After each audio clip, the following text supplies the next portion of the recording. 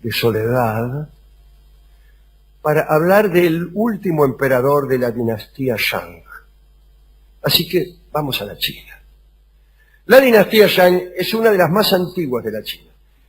La anterior es la dinastía Xia, que es un poco conjetural, casi no es una dinastía histórica del todo. Los datos no son fidedignos. Y podríamos decir que la Shang es la primera dinastía que está bastante documentada. Gobernó la China desde el siglo XVI a.C. hasta el XI a.C. El primer emperador de la dinastía Shang, que fue un señor llamado Tang, derrocó al último de los Xias, un tipo que se llamaba Jie. Bueno, y lo primero que dijo Tang cuando derrocó a Jie fue lo siguiente: tengo mucho miedo, amigos. En chino lo dijo. Temo que este gesto, el de derrocar a otro emperador, era el primero en la historia que lo hacía. Temo que este gesto, repitió, sirva de ejemplo a mis sucesores. Y en realidad tenía razón, porque empezó otra dinastía y finalmente el último emperador de la dinastía, desde luego, que se llamaba Shouxing, también fue derrocado. Y así siguió una tradición de emperadores derrocados que es proverbial. Las crónicas antiguas son muy específicas y a veces curiosamente selectivas respecto de las actividades de los emperadores de aquellos tiempos. Y a cada año los historiadores acostumbraban a atribuirle un hecho por año. En vez de ponerle un número al año, le ponían un hecho.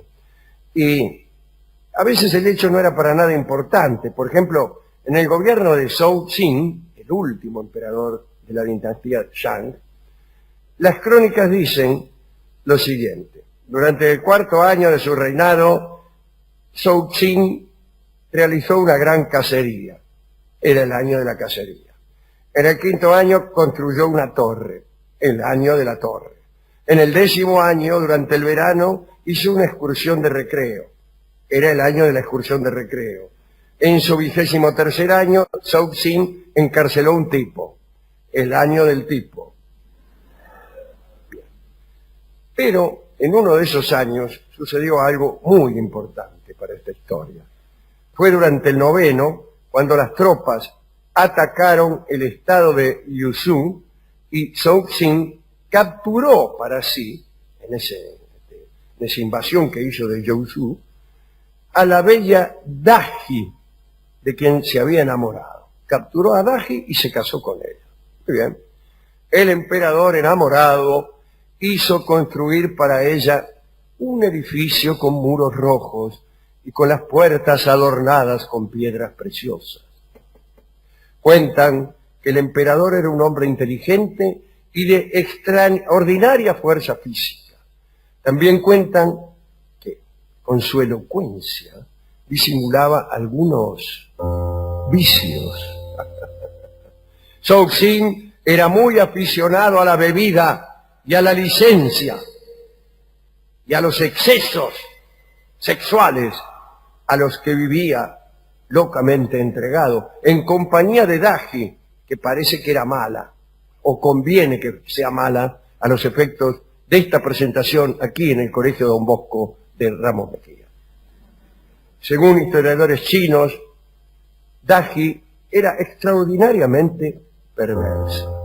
Notablemente, no notariamente, lujuriosa, y fue ella quien llevó a Zhou Xin y al imperio Shang a la ruina. ¿Cómo me hubiera gustado conocerla, ¿no? Para recreo de Daji se componían los cantos más licenciosos. Por ejemplo, una vieja se subió arriba una camioneta. No solo cantos, sino también danzas sensuales. Y se organizaban las orgías más escandalosas. La corte estaba situada en el distrito de Qi, departamento de Huaihui, y allí fue edificado el palacio de la emperatriz. Estaba rodeado de un extenso parque lleno de animales, y en ese parque reinaba la disipación. Ya se sabe lo disipados que son los animales. En ese parque había un estanque de vino. De los árboles colgaban trozos de carne seca. ¿Qué hace carne seca?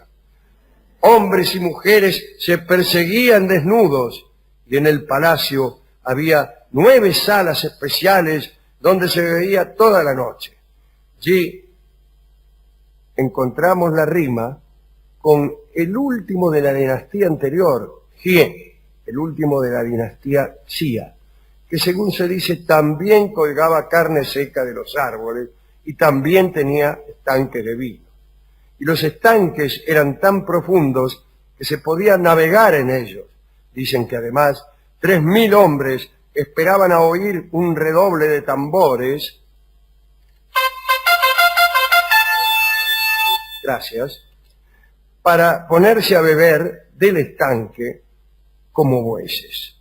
Pero además de los asuntos relacionados a los placeres, Daji disfrutaba castigando a sus súbditos. En un momento le pareció que los castigos que existían eran muy suaves y las ejecuciones muy raras, y resolvió terminar con aquella situación. Y entonces inventó instrumentos de tortura. Uno de ellos, el calorífero o el calentador, consistía en una simple pieza de metal caliente que los castigados tenían que agarrar con la mano. Había incluso un canto licencioso que hablaba de esto. El otro aparato de tortura consistía en un pilar de cobre cubierto de grasa. Y era en verdad como un palo enjabonado, pero horizontal, puesto sobre un abismo en el que había carbón encendido. A esto le llamaban el asau. Entonces hacían pasar a un tipo por el caño hasta que se caía. Y bueno, los cortesanos festejaban aquella caída con toda clase de vítores. El emperador Zhou-Xin, atento a las diversiones eróticas de Daji, accedía a todos sus pedidos. Todo lo que la tipa le pedía, se lo daba. Y entregaba su corazón y decisiones al arbitrio de esta mujer. Entonces, los príncipes de los reinos del imperio empezaron a rebelarse, se enojaron. Entre los estados feudales del imperio estaba el de Zhou, gobernado por Gou Wang, que decidió pelear contra el emperador. Antes de eso, 2 amigos de este Gou Wang habían intentado curar al emperador de su ciega pasión, pero fueron condenados a muerte. El cuerpo de uno de ellos fue incluso descuartizado, guisado y enviado a Gou Wang con la recomendación de acompañar aquel guiso con licor de arroz. Esto enojó a Gou Wang. Efectivamente, cuando uno le envían el cadáver de sus 2 mejores amigos, descuartizados, guisados y acompañados de vino de arroz, se enoja. Entonces Gou Wang, indignado, atacó al emperador, pero fue derrotado y lo mandaron preso. Allí estuvo en Cana mucho tiempo, ¿no? Y durante ese tiempo escribió una de las obras más famosas de la literatura china, nada menos que el I Ching, o libro de las mutaciones, que todos ustedes conocen. Sin embargo, yo creo que no fue Gou Wang el que escribió el I Ching, sino Chang, un amigo de Gou Wang, que también fue preso. Y tampoco ni siquiera lo escribió él mismo, sino que ya era un libro muy antiguo antes. Es decir, que todo lo que estamos diciendo es mentira. Lo que sí escribió Chang fueron comentarios al I Ching, y esos comentarios lo definieron como una pieza más filosófica y literaria. Hay distintas versiones, ¿no? Porque los Zhou, que son los que siguieron a los Shang, cambiaron la historia. Bueno, el caso es que finalmente derrocaron a Zhou-Xin y empezó una nueva dinastía. Gou Wang murió en aquellas luchas. Cixin se recluyó en su palacio antes, cuando se la vio venir, ¿no? Cuando vio que ya venían a derrocarlo. Que dice, emperador, mira, ahí vienen los contrarios a derrocarlo. Bueno, dijo él. Y se recluyó en su palacio, donde ordenó que llevaran sus más valiosas joyas, entre ellas la hermosa Daji. No. Hubo entonces una última orgía, una última reunión de bebidas y amor, y cuando terminó la orgía, el emperador prendió fuego al edificio para no caer en manos del enemigo. Y así, Cixin, su esposa, e incluso algunos participantes de aquella orgía final, murieron quemados. Y de ese modo terminó la dinastía Shang y empezó la Zhou, que duró hasta el año 256 a.C., que es donde comienza la breve pero tremenda dinastía Qing, que es la de Shi Huangdi, aquel que hizo quemar todos los libros. ¿Dedicamos esto a quién?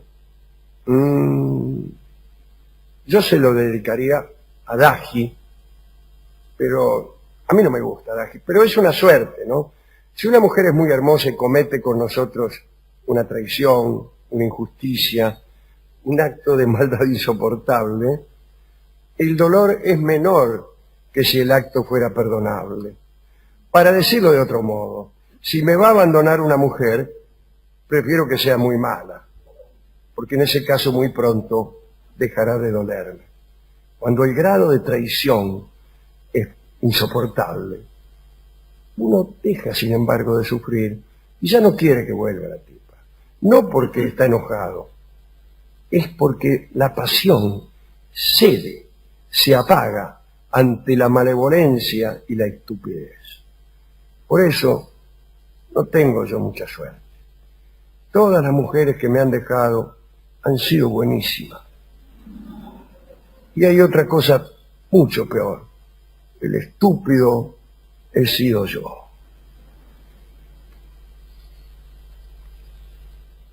Dediquemos entonces la charla a las chicas que participaron en aquella última orgía, o si ustedes quieren, a todas las muchachas presentes. Cantaremos una canción que fue compuesta especialmente en memoria de Daji y para esta presentación. Muchachita.